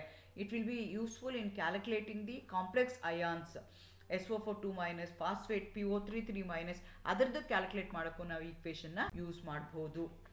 So this is something about the lattice energy. So ಯಾವುದೇ ಒಂದು ಕಾಂಪೌಂಡ್ನ ನಾವು ಅಯಾನಿಕ್ ಕಾಂಪೌಂಡ್ ಆಗುತ್ತೆ, ಅದು ಅಯಾನಿಕ್ ಕಾಂಪೌಂಡ್ ಫಾರ್ಮೇಷನ್ ಆಗ್ತಾ ಇದೆ, ಅಯಾನಿಕ್ ಬಾಂಡ್ ಇನ್ವಾಲ್ವ್ ಆಗ್ತಿದೆ ಅಂದರೆ 3 ಪ್ಯಾರಾಮೀಟರ್ಗಳು ಇಂಪಾರ್ಟೆಂಟ್ ಆಗುತ್ತೆ. ಒಂದು ಲ್ಯಾಟಿಸ್ ಎನರ್ಜಿ, ಇನ್ನೊಂದು ಎಲೆಕ್ಟ್ರಾನ್ ಅಫಿನಿಟಿ, ಮೂರನೇದು ಲ್ಯಾಟಿಸ್ ಎನರ್ಜಿ. ಎಲೆಕ್ಟ್ರಾನ್ ಅಫಿನಿಟಿ ಇರಬೇಕು, ಲ್ಯಾಟಿಸ್ ಎನರ್ಜಿ ಇರಬೇಕು. ಬಟ್ ಲೋ ಅಯನೈಸೇಷನ್ ಎನರ್ಜಿ ಇದ್ದರೆ that favours the formation of ionic bond. So ನಿಮಗೆ ಕಾಂಪಿಟೇಟಿವ್ ಎಕ್ಸಾಮ್ಸಲ್ಲಿ ಕ್ವಶನ್ಸ್ ಅಂದರೆ ಈ ಥರ ಕೊಡ್ಬೋದು. Which compound will have the greatest lattice energy, MgS or LIF ಅಂತ ಕೇಳ್ತಾರೆ. ಸೊ ನಾವಿಲ್ಲಿ charge play very important role. ಹಾಗಾಗಿ ಚಾರ್ಜ್ ಏನಿದೆ, the atoms which are involved in ಬಾಂಡಿಂಗಲ್ಲಿ ಏನಿದೆಯಲ್ಲ ಅಲ್ಲಿ ಚಾರ್ಜ್ ಏನಿದೆ ಅಂತ ನೋಡ್ಕೋಬೇಕು. ಮೆಗ್ನೀಷಿಯಮ್ ಮೇಲೆ +2 ಇದೆ, ಸಲ್ಫರ್ ಮೇಲೆ 2- ಇದೆ, ಲಿಥಿಯಂ ಮೇಲೆ -1, ಫ್ಲೋರಿನ್ ಮೇಲೆ -1 ಇದೆ. ಹಾಗಾಗಿ higher the charge, higher the lattice energy. Higher the lattice energy ಏನಾಗುತ್ತೆ, the compound will be more ionic in nature. ಹಾಗಾಗಿ MgS will going to have the highest energy ಅಂತ ಕನ್ಸಿಡರ್ ಮಾಡ್ಕೋಬೋದು. ಹಾಗೆ which compound will have the lower melting point ಅಂತ ಹೇಳ್ತಾ ಇದ್ದಾರೆ. Na2S BO ಕೇಳ್ತಾ ಇದ್ದಾರೆ. ಎಗೇನ್ ಲ್ಯಾಟಿಸ್ ಎನರ್ಜಿನೇ ಅಂದರೆ ಇಂದ ನಾವೇನು ಮಾಡ್ಕೋಬೋದು ಅಂದರೆ ಅಯಾನಿಕ್ ಕಾಂಪೌಂಡ್ ಫಾರ್ಮೇಷನ್ ಆಗುತ್ತೆ. ಅಯಾನಿಕ್ ಕಾಂಪೌಂಡ್ ಫಾರ್ಮೇಷನ್ ಆಯಿತು ಅಂದರೆ all the ionic compound they going to have the higher melting point. Higher melting point ಅಂದರೆ ಏನು, higher lattice energy, stronger ionic bond. ಇಲ್ಲ ಇಲ್ಲಿ ಲೋಯರ್ ಮೆಲ್ಟಿಂಗ್ ಪಾಯಿಂಟ್ ಹೇಳ್ತಾ ಇದ್ದಾರೆ. ಹಾಗಾಗಿ ನಾವೇನು ಕನ್ಸಿಡರ್ ಮಾಡ್ಕೋಬೇಕು ಅಂದರೆ ಯಾವುದಕ್ಕೆ ಲೋಯರ್ ಲ್ಯಾಟಿಸ್ ಎನರ್ಜಿ ಇದೆ ಅದು they going to have the lower melting point ಅಂತ ಹೇಳ್ತೀವಿ. ಲೋಯರ್ ಲ್ಯಾಟಿಸ್ ಎನರ್ಜಿ ಯಾವಾಗಿರುತ್ತೆ ಅಂದರೆ ಚಾರ್ಜ್ ಆನ್ ದೆಮ್ ಕಡಿಮೆ ಇದ್ದಾಗ ನಿಮ್ಗೆ ಏನಾಗುತ್ತೆ, ಲ್ಯಾಟಿಸ್ ಎನರ್ಜಿ ಕಡಿಮೆ ಇರುತ್ತೆ. ಸೊ ಸೋಡಿಯಂ ಸಲ್ಫೈಡ್ನ ತೊಗೊಂಡ್ರೆ ಸೋಡಿಯಂ ಮೇಲೆ +1, ಸಲ್ಫರ್ ಮೇಲೆ 2-. ಬೆರಿಲಿಯಂ ಆಕ್ಸೈಡ್ ತೊಗೊಂಡ್ರೆ ಎರಡರ ಮೇಲೂ ಒಂದು +2 ಇದೆ, ಒಂದು -2 ಇದೆ. ಹಾಗಾಗಿ ಅಯಾನಿಕ್ ಚಾರ್ಜ್ ಮ್ಯಾಗ್ನಿಟ್ಯೂಡ್ ಯಾವುದಕ್ಕೆ ಕಡಿಮೆ ಇದೆ ಅಂದರೆ Na2S ಕಡಿಮೆ ಇದೆ. Therefore it going to have the lower lattice energy.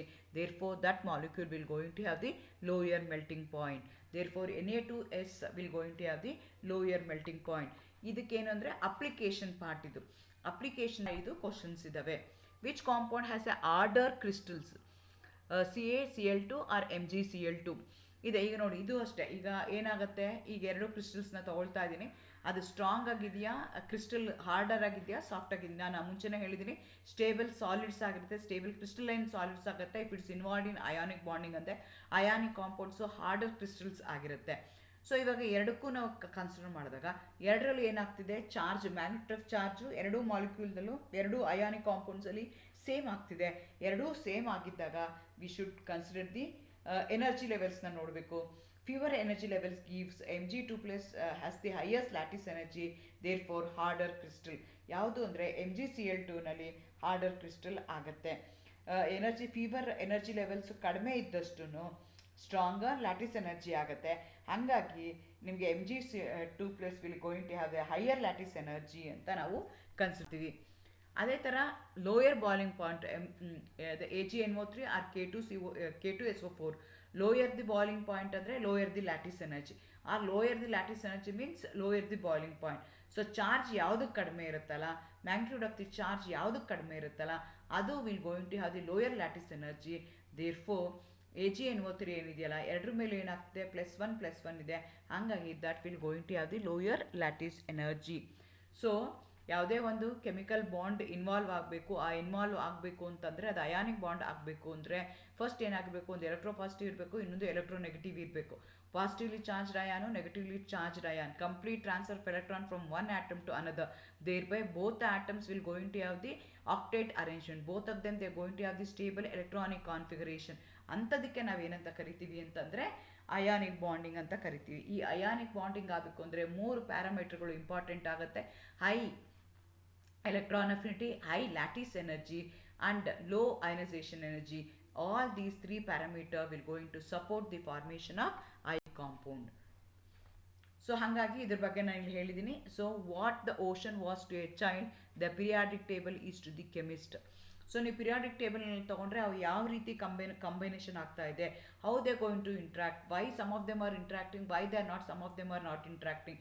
So ಆ ಪಿರಿಯಾಡಿಕ್ ಟೇಬಲ್ ಎಷ್ಟು ಕಾಂಪ್ಯಾಕ್ಟ್ ಆಗಿದೆ ಅಂದರೆ ಆ ಪಿರಿಯಾಡಿಕ್ ಟೇಬಲ್ನ ಕಾಂಪ್ಯಾಕ್ಟ್ ಆಗಿರೋ ಟೇಬಲ್ನ ಆಲ್ 365 ಡೇಸು ನೀವು 24/7 ಹೇಳಿದ್ರೂ ಮುಗಿಯಲ್ಲ, ಅಷ್ಟು ಇನ್ಫಾರ್ಮೇಷನ್ಸು ಆ ಸಣ್ಣ ಕಾಂಪ್ಯಾಕ್ಟ್ ಆಗಿರುವಂಥ ಟೇಬಲ್ ಇದೆ.